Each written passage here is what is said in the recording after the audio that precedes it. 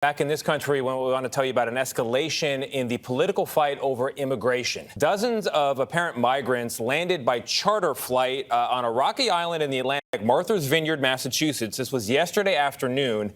They arrived as part of what Governor Ron Desantis calls a relocation program. Many did not know where they were going, and local officials on the island were not given any advance notice of the flight's arrival. Nick Giovanni of our Boston station WBZ is in Woods Hole, that's just across the water from Martha's Vineyard in Massachusetts. Nick, good morning. Absolute psychopathic shit. I mean, just 50 human beings. Remember, these are 50 human beings, and you're functionally like kidnapping them and then trafficking them across state boundaries. And the only reason why you're allowed to do this is because no one sees migrants as human beings. Like, they just see them as like completely devoid of any sort of rights whatsoever. This kind of thing would never happen. You can't do this to anyone. Can you imagine someone's like, hey, actually, you know, I saw that you shoplifted, right? A sandwich. So now I'm going to put you on a plane to a different state. You can't do that. You can only do this to like, you can only do this to felons. You can only do this to homeless people, and you can only do this to migrants. Most of them black or brown, by the way, predominantly black or brown.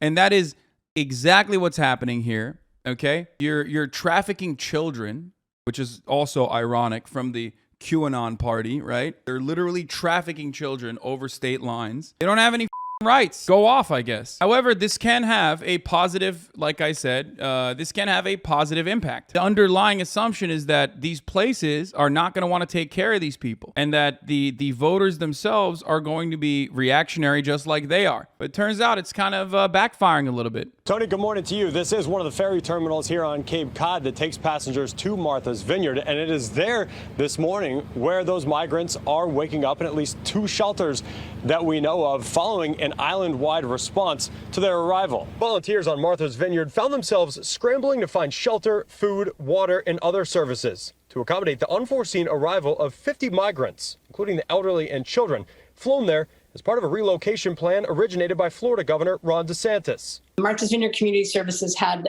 50 people sort of literally walk up to their front door. Witnesses say the group wandered some 3 miles from the airport into Edgartown. Once in town, the migrants were met by volunteers who brought them to a high school where they were fed and later transported by school bus to a church to stay for the night. Authorities sent out urgent pleas on social media asking for volunteers to help with an urgent humanitarian situation. Barbara Rush worked into the night helping the families at St. Andrew's Episcopal Church. From what we found out by talking to the people, they're originally from Venezuela. They were flown here.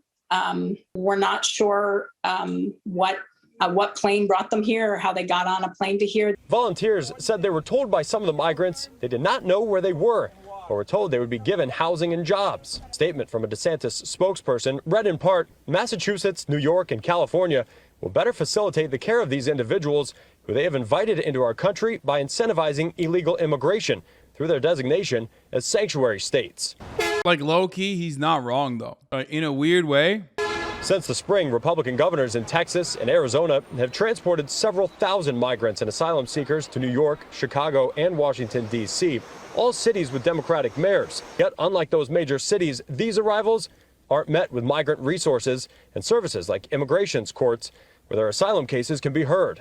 Immigrants who were told that they would be greeted here with a place to stay and with jobs. Massachusetts State Representative Dylan Fernandez arrived on the island Wednesday and called the move by the DeSantis government to transport migrants there with seemingly no coordination, quote, evil. They're using children. Yeah, I mean, they're using them as political pawns, right? Which is insane. Like, they're using literal children. They are trafficking literal children to do a gotcha. Like a political gotcha. And Fox News was, of course, on site when they got off the bus because this was the entire point. DeSantis, the only part of what DeSantis is right about is that these undocumented immigrants that are seeking asylum, okay, will probably be better treated in blue states, in sanctuary states. That's true. Sanctuary cities are better for migrants. It is just the truth. So, yes. And you see it. You see it immediately these guys came in, and the first thing that they were met with is like a sea of support. You know what I mean? Like, their execution is disgusting. Their execution is absolutely disgusting. Okay? But yeah, here, let's keep going. As political pawns. But the island community has really rallied together. So yeah, ultimately they did something really up, and they treated these people as though they are not human. They took away their autonomy. They lied about the prospect of like a better future. Like, there's no immediate jobs available because there was no coordination with the other states. Like, if this was a normal country, okay, if the United States was a normal country and not just like, white supremacists and light white supremacists constantly duking it out in this never-ending political theater as they like try to figure out better ways of over the poor, you would have collaboration. You'd be like, all right, there is like, 10,000 migrants that we have here, and there are areas of need. We should be able to better serve these migrants. These migrants would be better protected and better served in areas of need like Oklahoma, where there is like a labor shortage or something like that, which is still a little bit dehumanizing for sure. But you would offer them the opportunity. You'd say, hey, look, this is a place where there is actual housing. There is actual, relocation programs. There are actual training programs. There are actually adequate translators. And that would be, opening up more additional jobs in places like that, right? And then you would say, hey, would you like to go here? That's how you would do this. And then there would be an actual asylum process where the states are collaborating with one another and actually creating housing opportunities for the people that are coming. They just kidnapped them and sent them over and said, hey, here's an empty lot where there's a building where you can live in or some shit, which is really up. One of the migrants we spoke to last night said he spent 12 days waiting to cross the border. Then he spent 3 weeks being processed before they dropped him off at the airport. He said that he was only processed so fast because he was from Venezuela. There are thousands of people from Mexico who have been in the processing facility for months just because they're from Mexico. Yeah. Do you think there's any stock in their excuse about border towns not having resources to handle these people? What? No, dude. They're already spending a load of money just like shipping them over to Martha's Vineyard and shit. No, guys, we're talking about states, okay? Especially states like Texas and shit. They literally have enough power. They command the power of entire states, okay? They have resources, brother. They literally have resources, especially because migrants mean new jobs, both new jobs for the migrants to take on, but also new jobs that did not exist prior in both relocation, asylum seeking, legal paperwork, and also education programs. Like, there are so many jobs. You need to build more housing. We're not talking about like Alabama. We're talking about Texas. More tax revenue, more jobs for, Americans that currently don't have jobs. Like, there's so much. There is so much going on. Sending them to a place like DC is worse because DC doesn't have the same pool of funds and resources that states can tap into. That's one of the areas that's like up. Anyway, in addition to food and shelter, Texas scared of becoming California. Dude, that's so funny that you say that, especially because like Texas is an incredibly diverse state. Like, people always think Texas is yee, but Texas has a long history of like Texas was Mexico, man, just like California. What the are you talking about? You know how many Mexican Texans, like Tex-Mex, you know how many Mexicans already live in Texas? Texas has always been a state that's like hella Hispanic. North Mexico to begin with. A lot of people forget that reality that like most of these southern states are, that's why I always make that joke. Like, there's only two ethnicities in America. You're either Italian if you're in the Northwest. If you're in the Northeast, like close to New York, the closer you are to New York, the more Italian you are. Or you're Mexican, the closer you are to the Southwest or the South in general. And people also forget some of the most insane American neo-Nazis are in SoCal. Yeah. Where do you think the names come from? Like San Antonio, El Paso. What is that?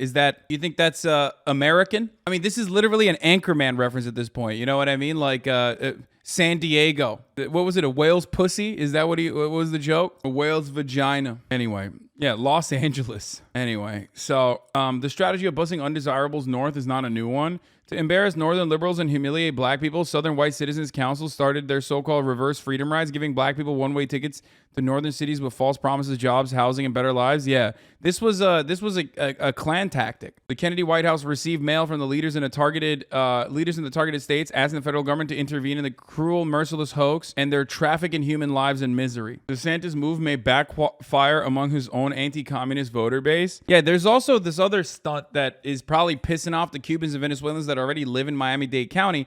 Ron DeSantis' stunt of flying 50 undocumented migrants to Martha's Vineyard may play well on Fox News, but the fact that it was 50 undocumented Venezuelans who would escape the Maduro regime may not play as well in Miami-Dade County. That's the other part of it. These are the good ones. You know what I mean? I thought these were the good ones, man. These were the ones who were running from communism. That's how you're gonna treat. That's how you're gonna treat your voter base, Ron. I guess Cubans don't really give a. There are plenty of Venezuelans who also have escaped communism, living in Florida. There is that as well. I am here on the ground. They actually don't care. Most importantly, though, yeah, Cubans don't give a shit. Most likely. Most importantly, though, like I said, time and time again, this probably will backfire because I mean these guys will most like you are handing a gigantic dub to blue states to be like, yeah, we took the migrants that you shamelessly sent over like you're a part of the clan, okay? And now they have incredible lives here, you piece of shit. You did human trafficking. Migrants were also tested for COVID and were all negative, we're told. Now, as for Massachusetts Governor Charlie Baker, who's also a Republican, his office told us the state will continue to support the short-term sheltering services provided to those migrants. Reporting from Woods Hole, Cape Cod, Massachusetts. Nick Giovanni. Tony, back to you in New York. Nick Giovanni for us from WBZ. There, our partners in Massachusetts. A story unlike any. By the way, this is human trafficking, and there is legal precedent for prosecuting this, I think. Governor Newsom has called on the Justice Department to investigate the interstate transportation of migrants. Like millions of Americans, I've been horrified at the images of migrants being shipped on buses and planes across the country to be used as political props. Clearly, transporting families, including citizens, across state lines under false pretenses is morally reprehensible, but it may also be illegal, because I think it is. You can't just, like, ship a bunch of humans, dude. You can't do that.